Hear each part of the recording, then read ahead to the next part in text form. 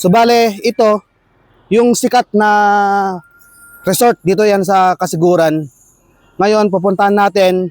Kung makikita natin mga idol, ito ay meron na pakapinong buhangin. Ito. Yung pwede mong ikumpara dito sa may Boracay. Napakapino siya.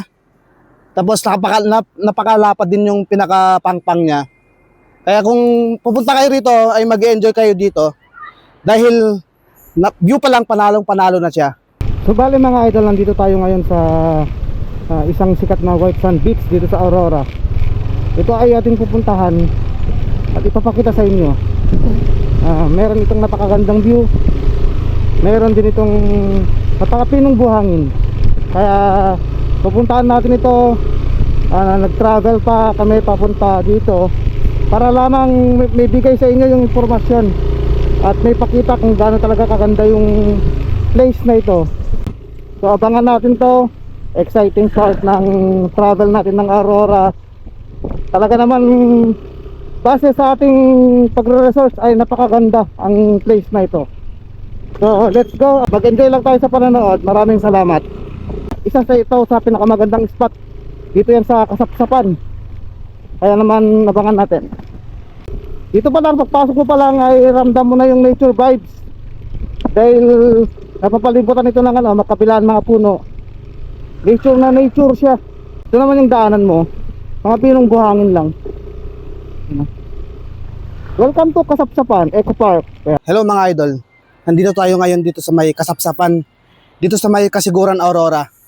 So bale, ito yung sikat na resort dito yan sa Kasiguran. Ngayon, pupuntahan natin. Kung makikita natin mga idol, ito ay meron na pakapinong buhangin. Ito. Yung pwede mong ikumpara dito sa may Boracay. Napakapino siya. Tapos napakalapad din yung pinakapangpang niya. Kaya kung pupunta kayo rito, ay mag-enjoy kayo dito.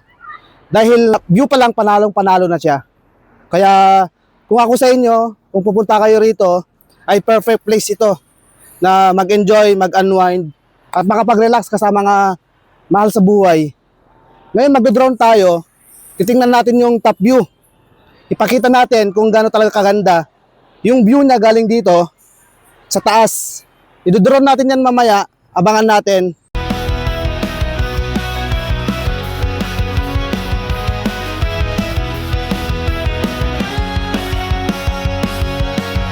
So ayun mga idol, dito tayo ngayon, naglalakad lang tayo dito sa may shoreline. Kung makikita natin mga idol, ang ganda. Ang ganda ng view, panalong panalo. Yun, napakaganda. Tapos dito, yung lalakaran mo dito mga idol, pinong-pino yung buhangin niya. Yan Hindi masakit yung paa mo kahit nakapaa ka lang dito. Yun yung isa sa dinadayo dito. Dahil pino yung buhangin, maganda yung view. Kaya naman perfect na perfect ito kapag kayo ay magbabakasyon. Kung naghahanap kayo na talaga ng perfect getaway, gusto niyo mag-travel, mag-rides, solid na solid dito. Yan panalo. Akalain mo para kang nasa Boracay talaga siya.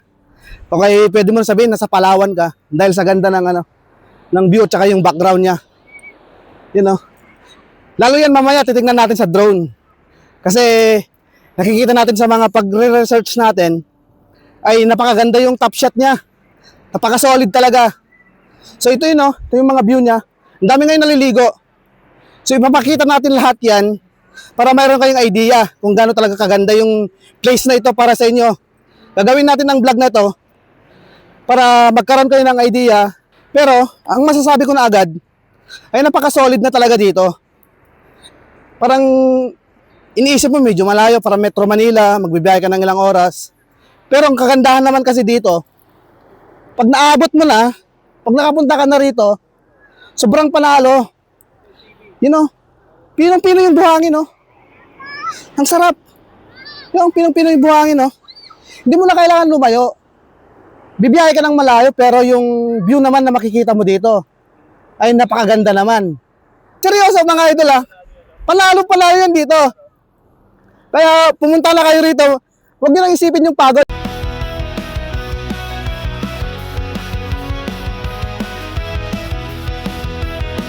hindi na natin ma-enjoy yung yung ganda ng kalikasan, yung tinatawag nilang bigay ng kalikasan. Kaya kung ako sa inyo, samahan nyo ako sa travel na to para ipakita ko kung gaano talaga kaganda, kung gaano nag-enjoy yung mga tao ngayon dito. So, tara, palipad na tayo ng drone. Excited na ako pakita sa inyo. At pati yung mga nandito ngayon na nagbabakasyon kasama ang kanilang mga mahal sa buhay. So let's go. Tara.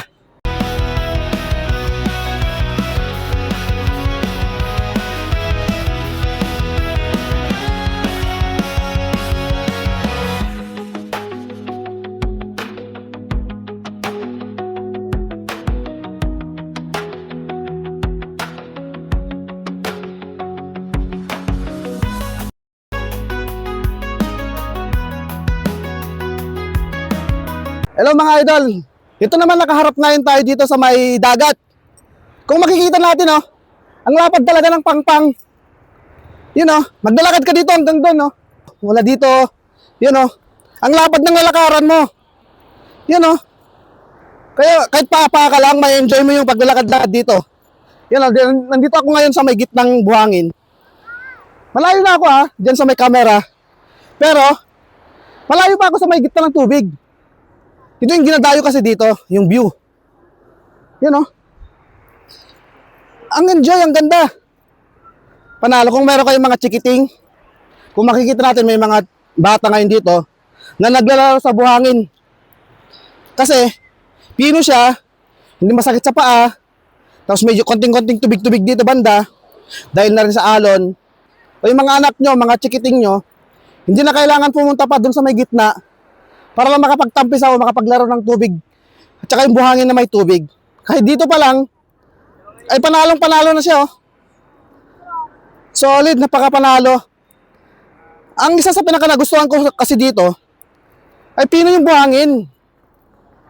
Pinong-pino yung buhangin niya. Kaya, sigurado mag-enjoy, hindi lang bata.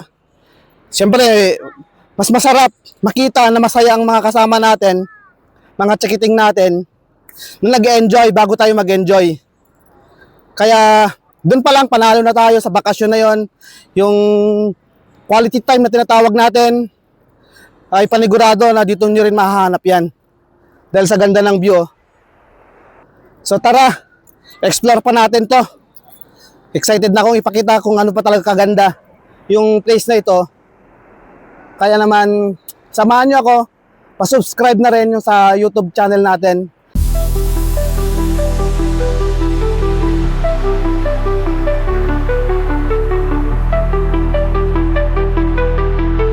So, ayun mga idol.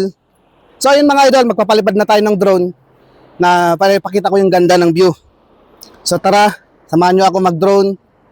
Samahan nyo ako para tingnan yung ganda mula sa taas ng place na to.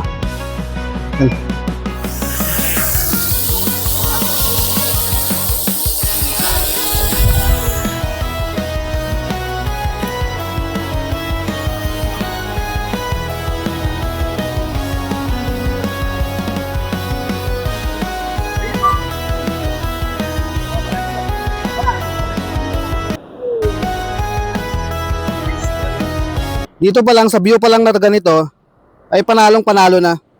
Yun, Kung mahilig kayo sa mga photoshoot, mga picture-picture, pwedeng-pwede to. Perfect na perfect talaga mga idol yung lugar na ito. Kung meron kayong mga mahilig kayo sa mga mag-video-video, ay napaka-solid din. Ito, pupuntahan natin yan. Yung mga naliligo dyan, pupuntahan natin yan. So bali yan, yung mga nandyan, pupuntahan natin yan. Yung mga naliligo doon. Yan. Yan, sobrang nag-enjoy talaga sila dahil maliban sa pino yung buhangin, gaya na nabanggit ko kanina, di rin kalaliman. Kaya naman mag-enjoy ka talaga dito. Yan, Ito sila ngayon, nag-enjoy sila dyan. Yan.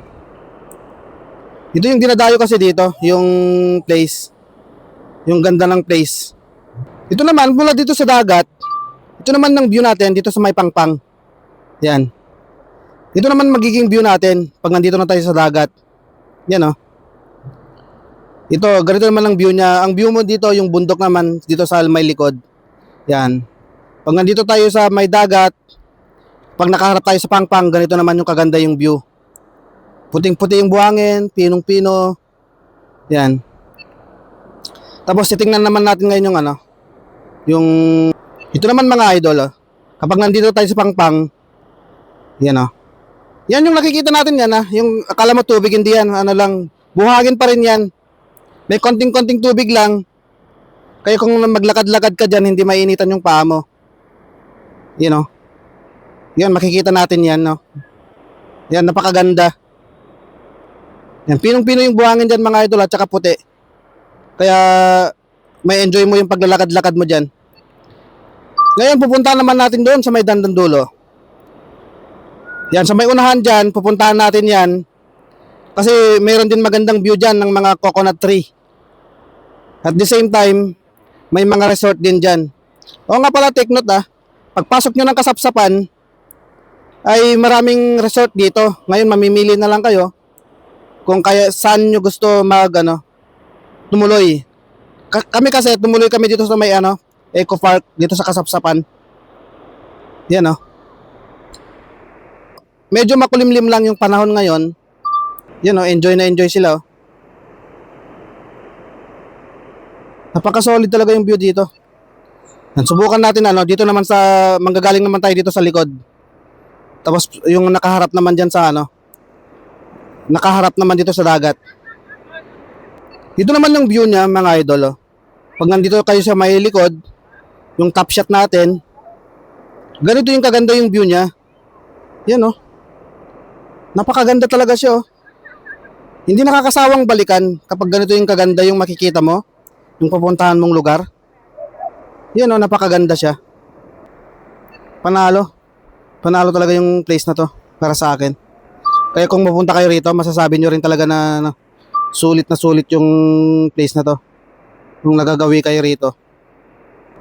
Ito yung view niya pag nandito naman sa may bandang likod na nakaharap tayo sa dagat.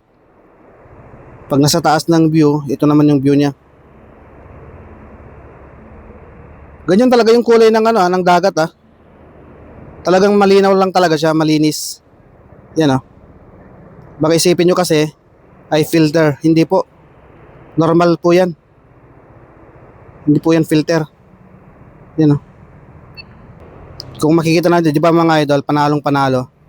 Dito pa lang sa top shot natin, sa drone shot natin, may papakita na natin yung ganda ng lugar.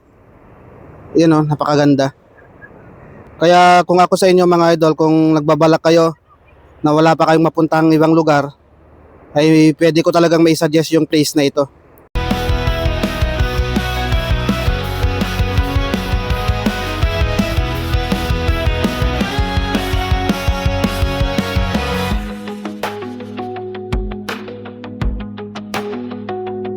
Mahilig kayo mag-swimming, matanda, hindi ka marunong lumangoy, ay pwedeng-pwede dito kasi hindi siya kalaliman. Mababaw lang siya tapos malapad yung pinakapangpang niya. Kaya panalong panalo. Yan Sobrang nag-i-enjoy yung mga nagbabakasyon dito. Kahit anong season naman pumunta kayo dito, maganda. Wag lang bagyo syempre. Ang ganda yung place na to, panalo. Kaya kung ako sa inyo, pwede nyo nang pasyalan to dahil masusulit nyo talaga yung pagpunta nyo rito.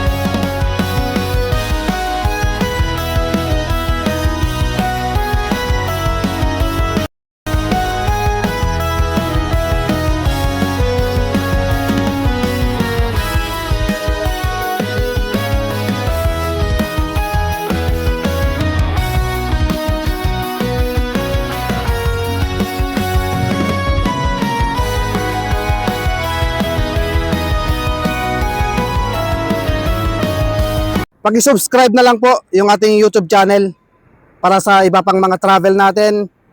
So maraming salamat agad. Gayon din sa Facebook natin at saka TikTok, pa-follow na lang din po. Thank you.